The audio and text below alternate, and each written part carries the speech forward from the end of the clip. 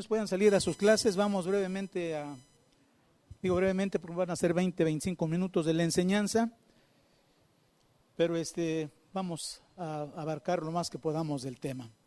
Y vamos al Evangelio de Juan, capítulo 40, verso 35.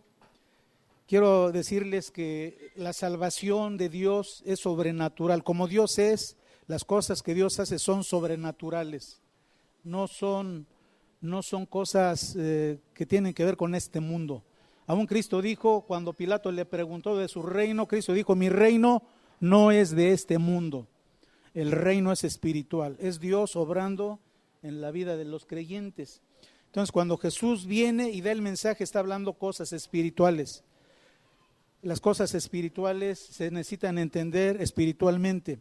Los judíos, que era el pueblo más religioso de ese tiempo y de más conocimiento del Señor, no entendió las palabras de Jesús. Miren, la declaración de Jesús dice, yo soy el pan de vida. El que a mí viene nunca tendrá hambre y el que en mí cree no tendrá sed jamás. Obviamente ellos están escuchando, ¿qué está diciendo? ¿Cómo Él es pan? ¿Cómo es agua? Dice que nunca vamos a tener hambre, nunca vamos a tener sed. No está hablando de lo físico, está hablando de una vida espiritual plena, satisfecha, donde el hombre encuentra por fin la plenitud de lo que buscaba, encuentra a Dios y a partir de eso la vida cambia. No vamos a tener hambre, no vamos a tener sed de ese conocimiento, vamos a tener hambre y sed de su ministración, de lo que nos enseña, pero en cuanto a conocerle, ya conocemos a Dios a través de la obra de Cristo. Entonces, en el verso 36 nos habla del verso 36, vamos, y al 37 le habla de la obra sobrenatural. Mas os he dicho que aunque me habéis visto, no creéis. Esa es la lucha. El hombre no cree por ver. Aunque habéis visto, vieron las señales, los milagros, vieron las palabras de Jesús, no creyeron. Aún Él dijo, yo soy el Hijo de Dios, ¿verdad? Y por eso lo llevaron a la cruz. Versículo 37. Todo lo que el Padre me da, dijo el Señor Jesucristo, vendrá a mí y al que a mí viene, no le echo fuera. Entonces la salvación es sobrenatural. Dios pone el querer como el hacer, Él escoge. ¿Por qué tú le has hablado a mucha gente? El ingeniero, yo tengo testimonio, el ingeniero ha invitado a tantas personas a la reunión, ha invitado a su familia, llegan, pero más le dicen sí, pero ya no regresan. Pues así es, porque te digo, pareciera que el conocer a Dios es sobrenatural en ese sentido, que Dios te escogió porque te quedaste. Otros llegan y nada más escuchan una vez y se van. Lo mismo pasó en ese tiempo, por eso Jesús dijo que fuimos dados, si estamos con Cristo es porque fuimos dados por el Padre a su Hijo. Y esta promesa, todo lo que el Padre me da vendrá a mí y el que a mí viene, no le echo fuera. Yo lo santifico, yo lo guardo. Fíjate qué bendición. Verso 38.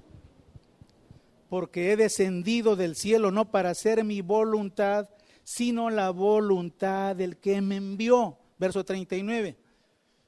Y esta es la voluntad del Padre, el que me envió. Fíjate, ¿cuál es la voluntad del Padre? Que todo lo que me diere no pierda yo nada, sino que lo resucite en el día postrero. Nadie nos vamos a perder, porque dice, todo lo que el Padre me da, no se va a perder. Pero ve lo que dice el versículo 40, este va a ser el tema. Y esta es la voluntad del que me ha enviado. Esta es la voluntad suprema de Dios. Si no sabías, hay una voluntad suprema. ¿Cuál es la voluntad de Dios para tu vida? Debemos de preguntarnos, ¿cuál es la voluntad de Dios para mi vida? Está en la Biblia, no necesitas inventarla, ni necesitas buscar. Está expresa en la Biblia, dice, y esta es la voluntad del que me ha enviado, que todo aquel que ve al Hijo y cree en Él, tenga vida eterna. Esa es la voluntad suprema de Dios. Entonces Jesucristo vino, lo que vimos en el estudio, para dar salvación eterna. Y dice, todo aquel que ve al Hijo y cree en Él, ver con los ojos espirituales. Los judíos no tuvieron ojos espirituales, tenían ojos de la carne. ¿Cómo nos va a quitar el hambre? ¿Cómo nos va a quitar la sed? Y yo le resucitaré en el día posterior. Entonces la voluntad suprema de Dios es esto. ¿Cuál es la voluntad suprema de Dios para cada persona? ¿Que vea quién? que vea a Cristo y venga a Él y se convierta. Esa es la voluntad suprema del Señor. Entonces, en toda la enseñanza de la Biblia, el Señor te escoge para dar testimonio de su obra en tu vida. Lo que yo acabo de hablar, ese testimonio que tenemos cuando nos convertimos a Dios. Vimos una obra sobrenatural, y creo que esta es una evidencia. Si tú no tienes la evidencia, no tienes el fundamento. Para predicar necesitamos entenderlo, pero sobre todo vivirlo, haber tenido un testimonio. Y muchos de ustedes, la mayoría, ojalá, tienen este testimonio cuando ustedes vinieron a Dios y reconocieron a Cristo como el Señor de sus vidas, su vida cambió. Yo tengo muchos ejemplos. Como pastor me doy cuenta de los milagros que Dios hace. Personas que vienen atribuladísimas. La vida ha sido dura, pero empiezan a oír y su vida cambia. La sanidad a sus vidas viene. Lo que vimos en la definición de salvación. Empieza a haber sanidad del alma. Y si hay sanidad del alma, hay sanidad física. Muchas personas toman medicamentos porque el médico los prescribe. Pero la mejor medicina es la del Señor, la que tiene que ver con el corazón. Entonces, esas son las transformaciones y los cambios cuando aceptamos la voluntad suprema, que Dios nos ama y quiere que vengamos a Él. Y es para todas las personas. La voluntad de Dios es que todos le conozcan. Pero pareciera que somos tan escogidos, ¿verdad? Pero yo, de acuerdo al Nuevo Testamento, la voluntad de Dios es que todos vengan a Cristo y le conozcan. Porque este conocimiento libertador te va a trasladar como de las tinieblas a la luz, ¿verdad? Ahora, en esa voluntad suprema, vean ustedes qué hizo el Señor. Hebreos capítulo 10, verso 10. El Señor te toma, te hace nuevo, te limpia, te santifica, te perdona, te da el reino, te da una iglesia. Pero mira cómo llegaste. ¿Cómo te hace el Señor? Dice, en esa voluntad del Padre, en esa voluntad de Dios, ¿qué dice? Fuiste santificado. Santificado es, apartado es como consagrado para Él. Dios te consagró, te apartó, te hizo más valioso que cualquier joya preciosa. Fíjate qué identidad te da Dios como hijo de Dios. No eres lo que tú piensas. Más bien debes de pensar lo que Dios piensa de ti. Y lo que Dios piensa de ti es que Él ya te santificó. En esa voluntad somos santificados, dice, mediante la ofrenda del cuerpo de Jesucristo hecha una vez para siempre. Fíjate que a nosotros que nacimos en el siglo XIX, yo nací en el siglo XIX, en el siglo XX, perdón, ustedes en el siglo XXI, algunos de los jóvenes, bueno, nos alcanzó esta bendición. Fuimos santificados mediante la ofrenda ¿de quién? Del cuerpo de Cristo. Su sangre nos alcanzó. Y ese santificar es apartarte para vivir para Dios. Entonces, la voluntad suprema de Dios es que todos conozcan a Dios. La voluntad de Dios que nos santifica es para decir, este es mi hijo. Te marca en el buen sentido de la palabra. Pone su sello sobre ti, Él es mío. Eternamente y para siempre, ¿verdad? Ahora, ¿qué te corresponde a ti? Ahora, Dios te ama, Dios te santificó, te dio a su Hijo para que tuvieras vida eterna. Ahora, ¿qué te corresponde hacer a partir de que le conoces? Amarlo, muy bien. Obedecerlo, pues eso es lo que dice la Biblia. Dios transforma tu forma de pensar y a partir de ahí tú empiezas un proceso de transformación porque Dios te da esa capacidad. Por ejemplo, el milagro, yo dejo de fumar, fue un milagro, pero ¿qué hice yo? No compré más cigarros, no dije voy a tentar a Dios, ya no más. Entonces entramos, aquí está la voluntad, la voluntad del efecto de esa voluntad grande. Tú dices, tanto me amó Dios que yo sujeto mi voluntad a Dios. Todas las cartas del apóstol Pablo hablan de la voluntad de Dios. ¿Qué es la voluntad de Dios para nosotros? La primera, la principal, es que le conozcas y que le conozcas bien. Por eso es que estamos con el Instituto Bíblico Express, ¿verdad? Que le conozcamos lo mejor, porque a mayor conocimiento, podemos tener mayor entendimiento, y mayor entendimiento más libertad. Dios nos salva para disfrutar una vida nueva, en vida nueva y libertad. ¿Qué tienes? Vida nueva y libertad, libertad espiritual, porque el Señor te quita las tenebras, las tinieblas, te da una dimensión de vida diferente por el conocimiento. Un ejemplo, yo me pongo como ejemplo, yo tenía 33 años y le tenía miedo a la oscuridad, o estar solito, mejor prendía la luz, ¿verdad? Dije, así si se aparece el chamuco, pues aquí por lo menos lo veo, ¿no? 33 años, porque me metieron la idea de tantas cosas. Pero cuando conoces a Dios, todas esas tinieblas, ¿qué sucede? Dios está conmigo, Dios es luz, las tinieblas no existen, amén. Las tinieblas es producto de la ausencia de la luz, no es que sean contrarias, ¿verdad? Las tinieblas significan ausencia de la luz, no es lo contrario. Entonces, fíjate lo que hace la libertad que Dios te da, porque el Señor ya nos hizo nuevas personas, vivimos libres de condenación, ya no hay condenación. Ah, pero te tropezaste hoy, Dios no te condena. Lo que pasa es que si tú haces algo que va en contra de la voluntad de Dios, tú vas a pagar las consecuencias. ¿Se entiende? Tampoco Dios te está mandando el castigo. Pablo dice, todo lo que el hombre sembrare, eso segará. Entonces nuestra vida santificada, nueva, va a ser producto de santificar mi mente.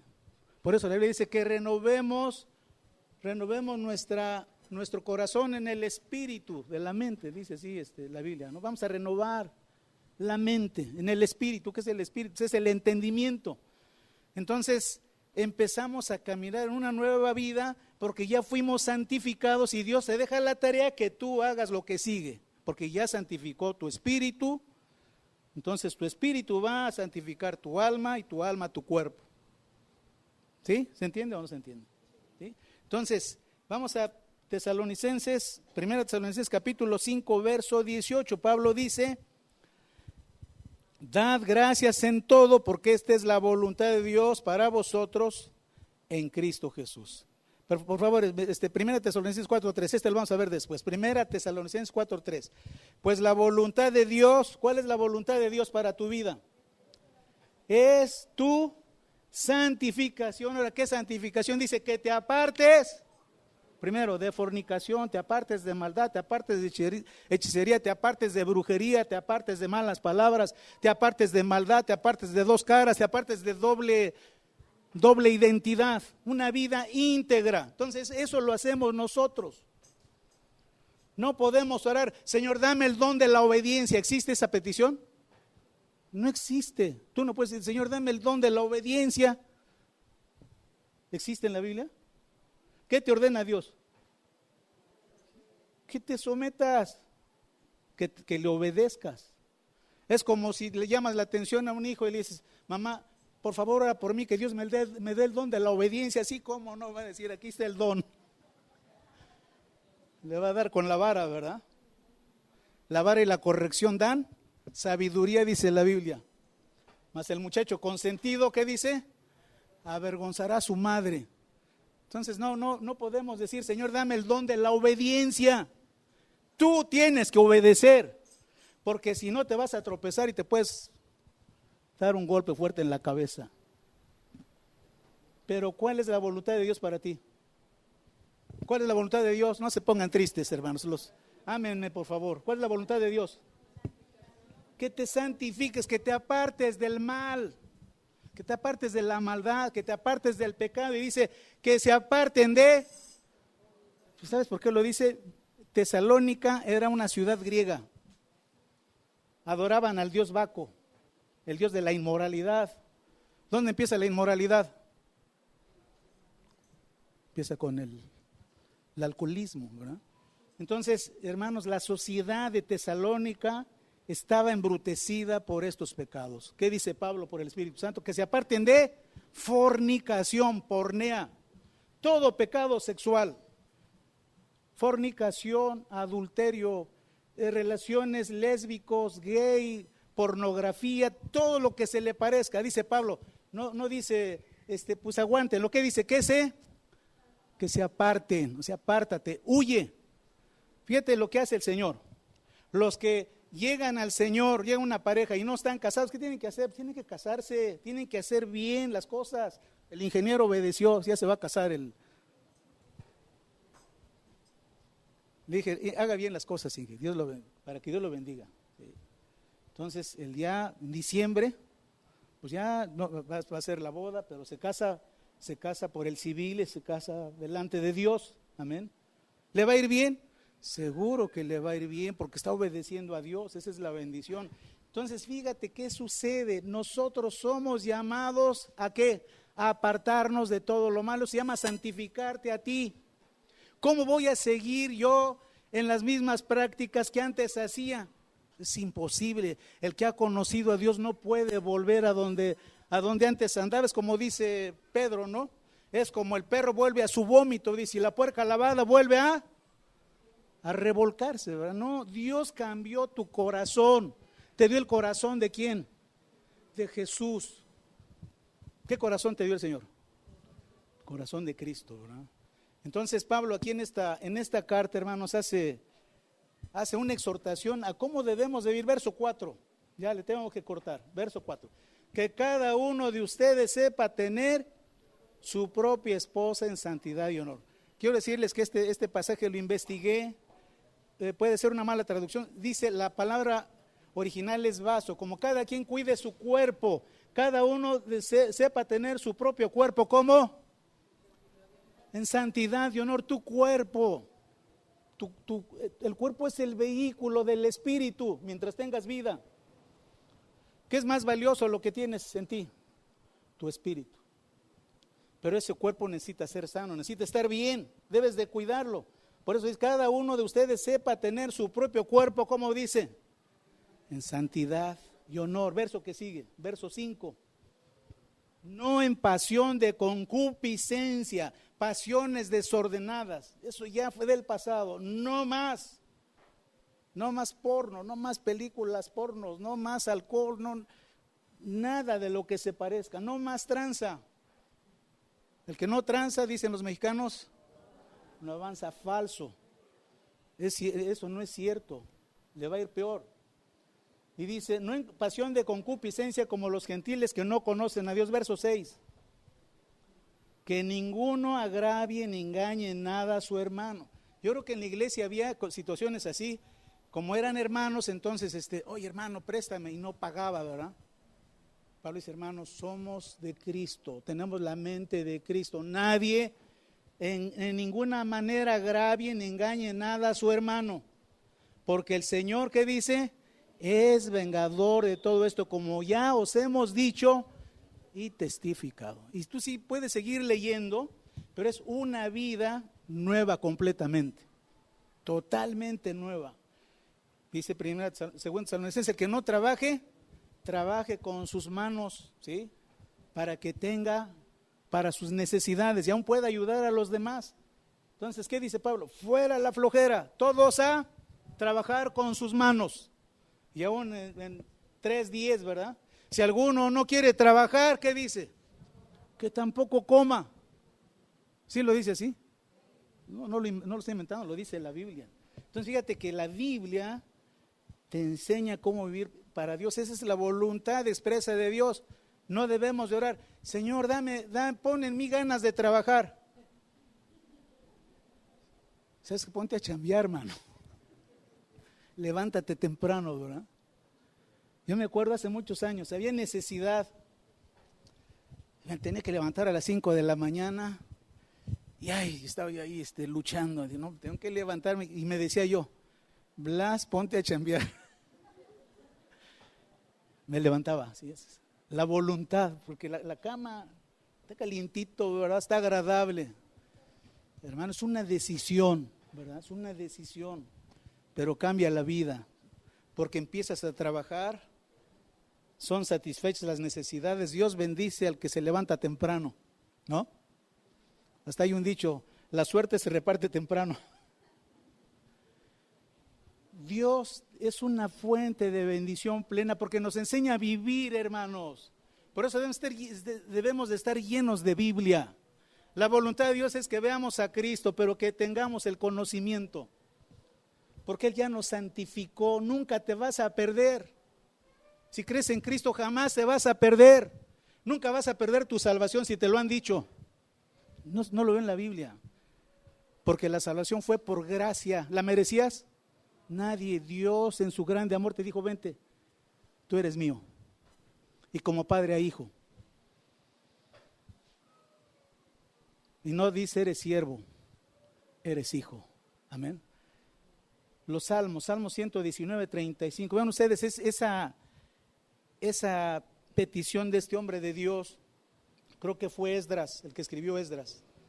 El que escribió este Salmo 119. Vean ese deseo, dice, guíame por la senda de tus mandamientos, porque en ella, ¿qué dice? Tengo mi voluntad. Señor, de tener la voluntad hace que tú dediques el tiempo. Señor dijo, guíame por la senda de tus mandamientos, porque en ella tengo mi voluntad. En la senda o en el camino. Guíame en el camino de tus mandamientos, porque en él tengo mi voluntad. Entonces debe haber un deseo, ¿verdad? Si hay el deseo, qué bueno, porque ya la hiciste. Y Salmo 40, por favor, Salmo 143, 10. Dijo el salmista, enséñame a hacer tu voluntad. ¿Por qué? Porque tú eres mi Dios. Fíjense, es una petición que brota del corazón. Enséñame a hacer tu voluntad, Señor, que detecte yo que es tu voluntad, porque tú eres mi Dios, tu buen Espíritu Santo me guíe a tierra de rectitud. Él sabía que se podía desviar. Señor, guíeme por la senda de tu voluntad. Ahora, ¿cómo es la buena voluntad de Dios? ¿Cómo es la voluntad de Dios para nosotros? Para la gente de allá afuera, la voluntad de Dios es aguafiestas, ¿no? Dios quiere que yo no haga esto, que no haga lo otro, que no trance, que no siga haciendo esto. La voluntad de Dios te lleva una felicidad que desconocías. Romanos 12:2 dice, por favor, Romanos 12:2. Dice, no os conforméis a este siglo. Es una orden de Pablo. No se amolden a este mundo, a este sistema del mundo, sino transformaos por medio de la renovación de vuestro entendimiento. Llega un paréntesis, dice, no os conforméis a ¿qué? A este mundo. Tenemos que estar sobrios, despiertos. Nosotros tenemos la revelación de la palabra. Digo, hay una cosa que a mí en lo particular no es contra nadie ni es personal, pero vivimos en una sociedad actualmente claro, la gente que no conoce a Cristo pues lo hace por eso y también por falta de un entendimiento natural. Pero tú ves la gente cómo vive ahora. Yo constantemente camino hacia el centro y va la gente en las banquetas y va así. Ni te ve, nomás va. Los jóvenes y adultos también. ¿Qué dijiste? Sí, mañana, ¿cómo no? ¿A las 3? Bueno, ojalá y ahí quede. Pero, hermanos, hay hasta en bicicleta. Yo he visto gente y es constante. Los taxistas van con el celular aquí, van manejando. Ese es un error. Yo digo, si quieren matar ellos que se maten, pero que no se lleven a alguien inocente. Necesitamos renovar ¿qué? Nuestro entendimiento. El ejemplo, claro, van a decir, sí, ya está viejo. Cuando yo tenía 10 años, no había esto, hermanos. A lo mejor por eso piensan que soy anticuado. Alguien se iba a Estados Unidos. No lo estaban buscando con el celular, ni había fax tampoco, no había correo electrónico, nada de eso. Entonces le daban su bendición. Y todavía le hacían la cruz. ¿Cuándo lo volvían a ver? Dentro de 2 meses. Ay, qué bueno que ya llegaste. Pero ahora, 2 horas, ¿dónde estás? ¿Ya llegaste? ¿No te han secuestrado? ¡Qué esclavitud! Es esclavitud. Yo diría que no tienes fe. Fe nos hace confiar en Dios, no tenemos que estar checando. Encomiéndole a Dios, Señor, vivimos en ti. Señor, guíanos a tener confianza. pero estamos llenos de miedo, llenos de temor, siguiendo la corriente ¿de quién? Del mundo. Nosotros somos libres, hermanos. Voy a decir un extremo. Si te toca, pues te vas con Cristo. Pero no tenemos que vivir extremadamente angustiados. Te van a salir úlceras. Dios, ya me mandaste una úlcera, no te la mandó, tú te la creaste. Dios, no, ¿cómo una úlcera? Tú te la creaste, mijito. No hiciste mi voluntad. Mi voluntad es que tengas paz. Mi voluntad es que seas sobrio. Mi voluntad es que seas entendido. Mi voluntad es que conozcas las Escrituras. ¿Se entiende? Entonces, ¿cómo es la voluntad de Dios? Ya voy a terminar, ya me pasé.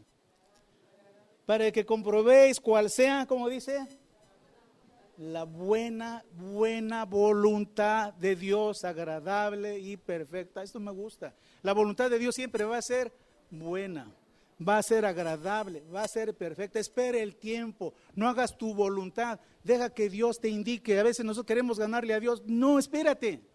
¿Quieres terminar un negocio pronto? Espérate, que Dios lo cierre, tú no. O los jóvenes quieren casar, ya con espérate, ora Dios, ¿es ella o no? Además, si estás teniendo noviazgo antes de los 20, antes de trabajar, yo diría ni lo hagas. Primero hay que chambear. ¿Están conmigo? Tenemos que ser entendidos de cuál sea la buena voluntad de Dios, agradable, perfecta. Padre, gracias por bendecirnos en esta tarde, como siempre lo haces a través de tu Santo Espíritu, que se hizo realidad cada día en tu palabra, Señor. Cada día vemos esta escritura y es una enseñanza de carácter especial, y te damos gracias porque nos vas formando día a día para parecernos más a Jesús. Gracias, Padre, porque nos tomaste en tus preciosas manos y la obra que tú empezaste, tú la estás perfeccionando, Señor.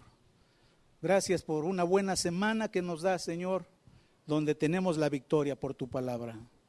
En el nombre de Jesús, amén. Que Dios les siga bendiciendo. Nos vamos a la fuente.